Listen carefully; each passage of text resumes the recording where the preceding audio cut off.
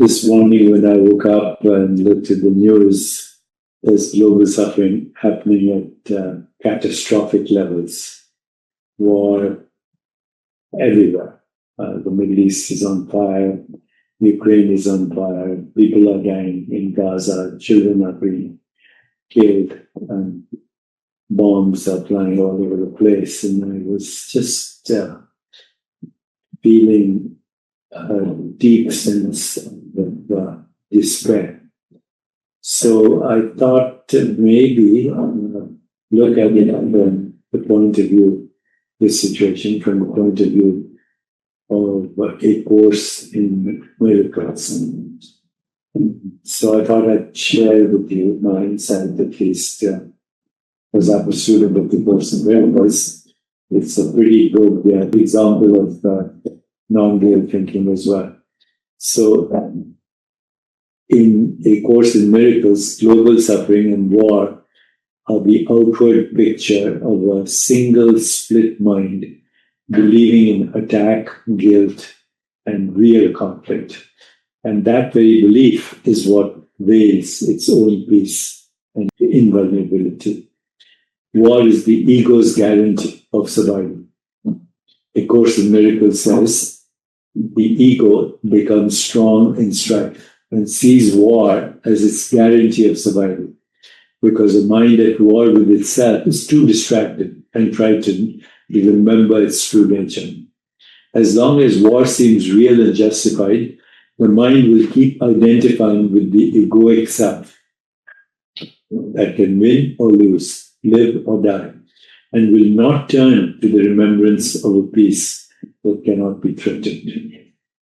So the Course frames this world as a projection of a prior inner belief that we had attacked the divine. We have felt separate and now deserve punishment, a guilt that sits as the collective unconscious of the human condition. Because that guilt feels unbearable, it is pushed out and seen as an external world of enemies, scarcity and danger. War then acts as a dramatized self-punishment and mutual accusation, proving that attack and guilt are real.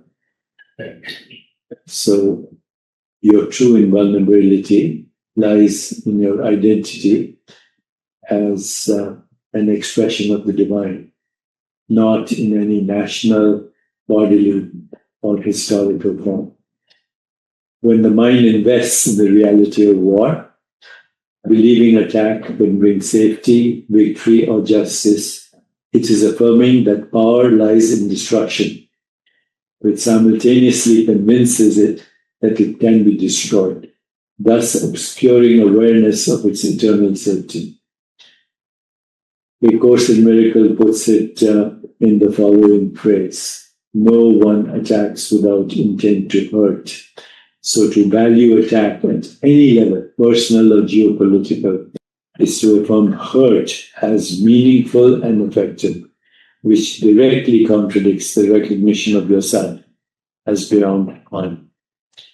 So the Course never asks you to deny that war is horrific. It asks you to reinterpret what you're seeing. It insists that the memory of the divine comes to the quiet mind and cannot come where there is conflict. So your first responsibility is to end the war within your own attack, outrage, and hatred, rather than trying to rearrange appearances while keeping inner conflict. As you withdraw belief from attack thoughts in yourself, you stop feeding the collective field of fear and guilt and become a conduit through which a different response, genuine forgiveness, mercy, practical kindness can enter the shared dream. A concrete way to practice is that when news of war begins rage or despair, notice the inner script. They are monsters. We are doomed.